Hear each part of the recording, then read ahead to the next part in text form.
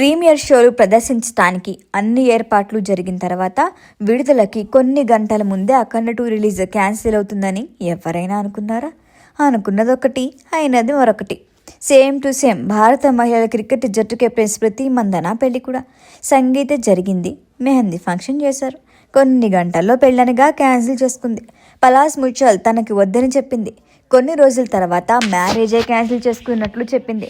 ఇప్పుడు హీరోయిన్ నివేదా పేతురాజ్ కూడా అదే రూట్లో వెళ్తున్నారని తెలుస్తోంది. స్మృతి మందన తరహాలో తన పెళ్లి క్యాన్సిల్ అయినట్లు నివేదా పేతురాజ్ ఇంకా అనౌన్స్ చేయలేదు, కానీ సోషల్ మీడియాలో ఒక హింట్ ఇచ్చారు. సెలబ్రిటీలందరూ చేసే పని ఆవిడ కూడా చేశారు.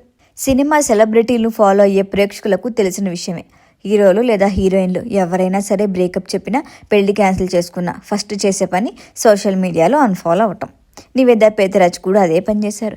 నిశ్చితార్థం చేసుకున్న వ్యక్తిని అన్ఫాలో చేశారు.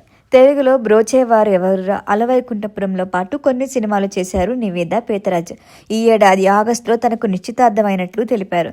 దుబాయ్కి చెందిన వ్యాపారవేత్త రజత్ ఇబ్రాన్తో దిగిన ఫోటోలు షేర్ చేశారు. ఇద్దరు ఒకరితో ఒకరు దిగిన ఫోటోలు మరొకరు షేర్ చేసుకున్నారు. త్వరలో పెళ్లి చేసుకుంటామని చెప్పారు. కట్ చేస్తే ఎంగేజ్మెంట్ ఫోటోలు డిలీట్ చేశారు నివేదా. అటు రజత్ కూడా అంతే. ఒకరిని మరొకరు ఇన్స్టాగ్రామ్లో అన్ఫాలో చేశారు. పెళ్లి క్యాన్సిల్ అయిందని, అందుకే ఆవిడ ఇలా చేశారని చెన్నై సినిమా వర్గాలు తెలిపాయి. ఇప్పుడు నివేదా ఎవరిని ఫాలో అవ్వటం లేదు. అది సంగతి.